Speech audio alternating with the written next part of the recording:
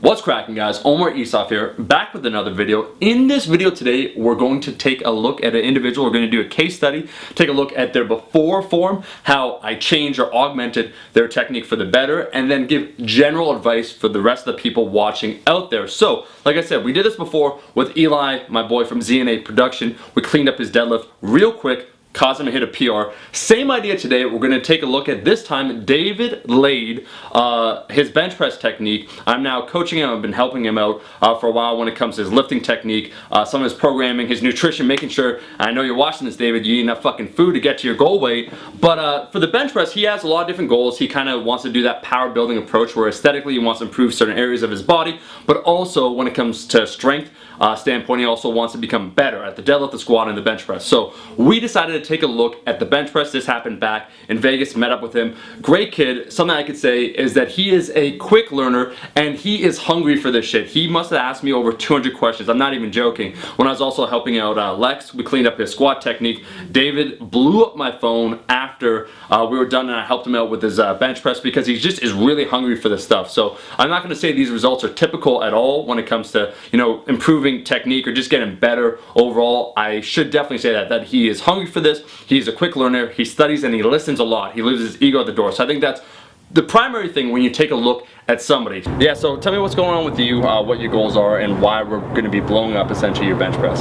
Yeah, so the style that I train kind of like powerlifting, bodybuilding style, so I really focus on my squat, bench, deadlift. I try to have like really good, perfect technique, progress on those lifts, at the same time doing a bunch of accessories to get like hypertrophy going. And meeting with Omar, he took a look at some of my lifts, my footer, squat, bench, deadlift and stuff, and he really has a lot of things he can polish and perfect. Well, yeah, I mean, just when I was probably like 15, 16 years old, I watched like everyone's videos, like all Omar's videos, instructing form and squat, bench, deadlift, like all his diet tips, things like that. And pretty much when anytime that I train, I have 128 gig of iPhone that I filled like 5 to 6 times just with training footage. Every single time I do I set it up and I film it. So it'd be good to send it to Omar to have him polish it. Yeah, and so I noticed with David, the thing is he's young, he's very hungry too. I see that, which is fantastic. He wants all these movements to increase, and so we just want to make sure that the technique goes up along with the pounds that you're increasing, right? So we noticed a few things we talked about when it came to your deadlift, that we can improve the bench press. I'm going to explain that right there.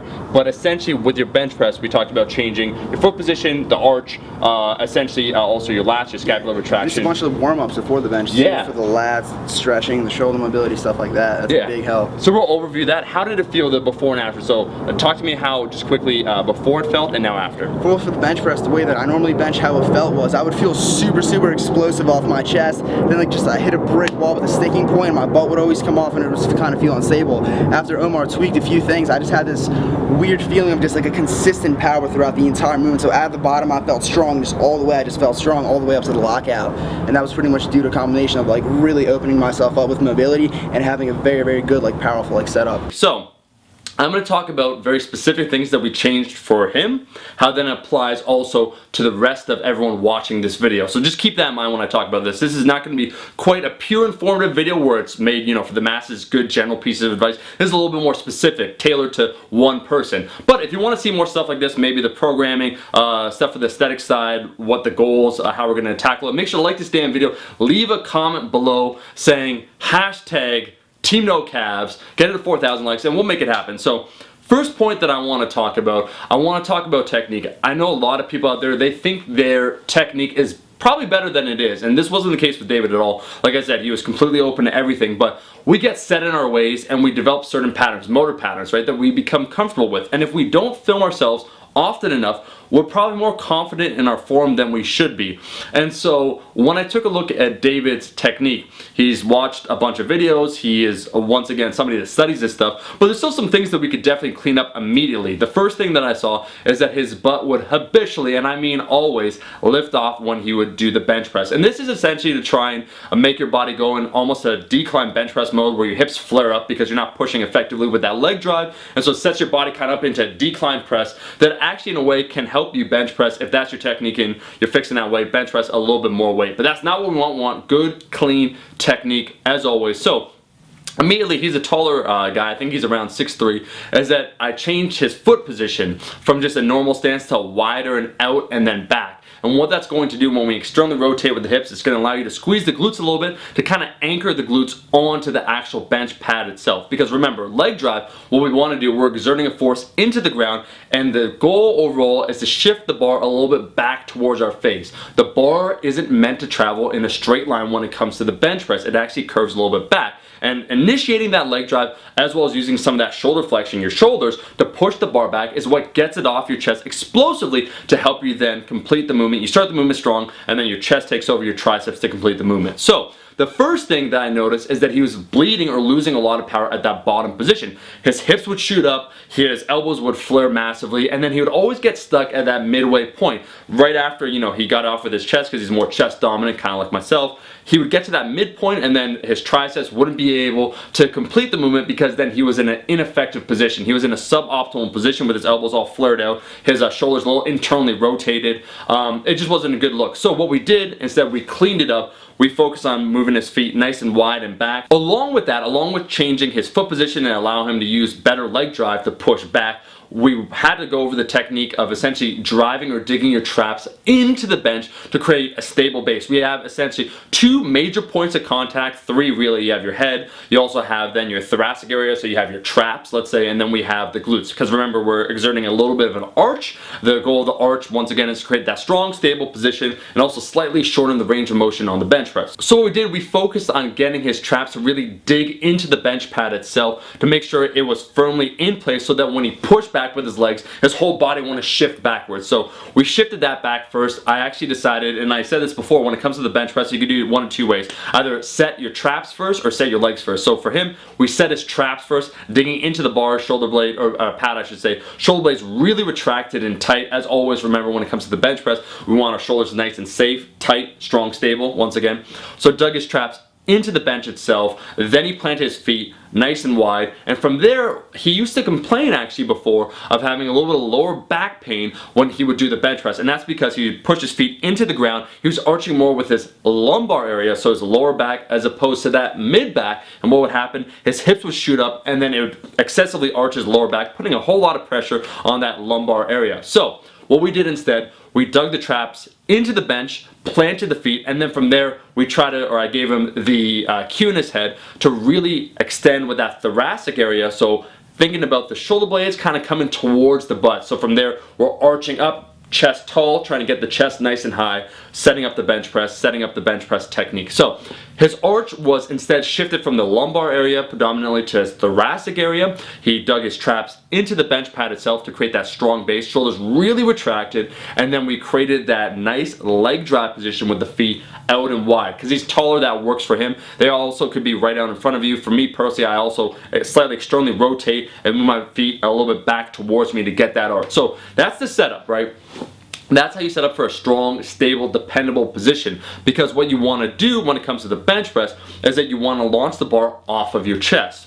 Next, we took a look at his actual bench press form, and immediately I saw that the bar path itself was a little too straight. And what I mean is that he wasn't completing it in that J curve, or wasn't extending back towards his face.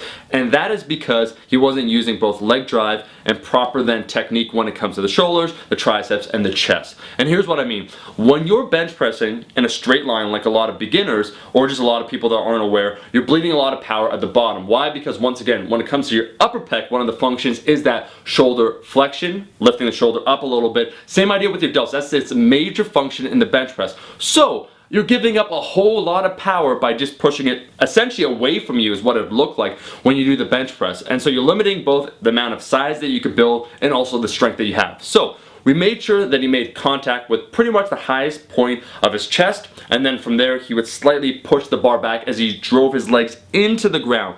But the cue that we use, because you'll kind of see that it's synonymous when you see someone bench in a straight line, and also their elbows kind of flaring out and then also internally rotating with their shoulder. And I'm also, because once again the ass chest is a lot stronger than the tricep, a lot of these things, or a few of these things, I also do myself when it comes to that, when it comes to heavy bench press. But what you'll see, what's synonymous with kind of elbows flaring out, is that the shoulder slightly internally rotates. So instead of what we call stacking in the bench press, where the elbows are in front or in line with the wrist, what happens, they'll dip back, and that puts us in a suboptimal position. The chest will do a lot of the work, but then the triceps, when it comes time to lock out, you got no juice, you got no extra steam. So you're kind of just stuck in that no man's land at that midpoint. So what we use, or the cue that we use, is once again trying to pull the bar apart, squeezing it, of course, to try and get that total body tension, but really trying to pull the body apart, or pull the bar apart, I should say, in order to get the triceps aligned with the wrists themselves, to stack it underneath the bar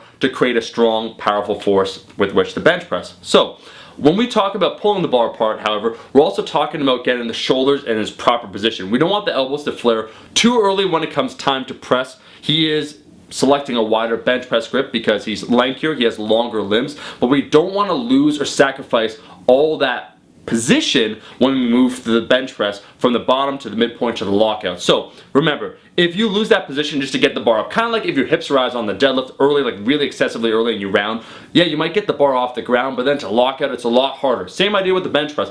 If you flare too early, and if also you internally rotate, elbows are really flared out, it's going to be exceptionally hard for you to complete the lockout. So that's what we noticed when it came to David's technique.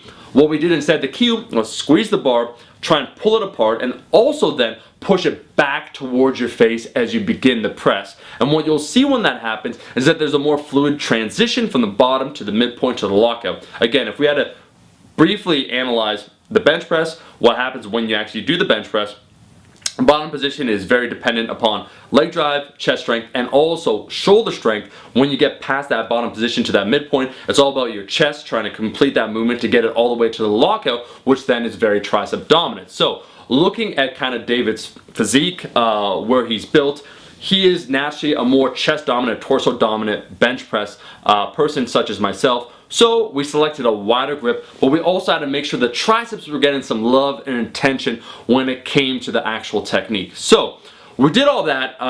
It took about an hour, did some mobility things as well.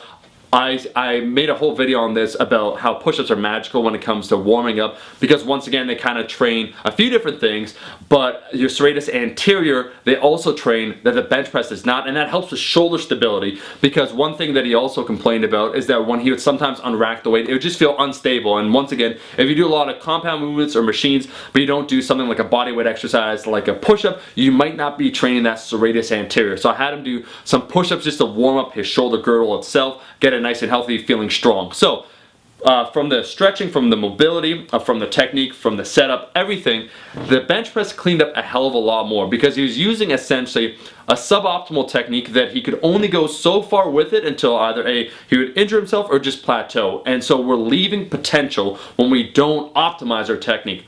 That's what we did.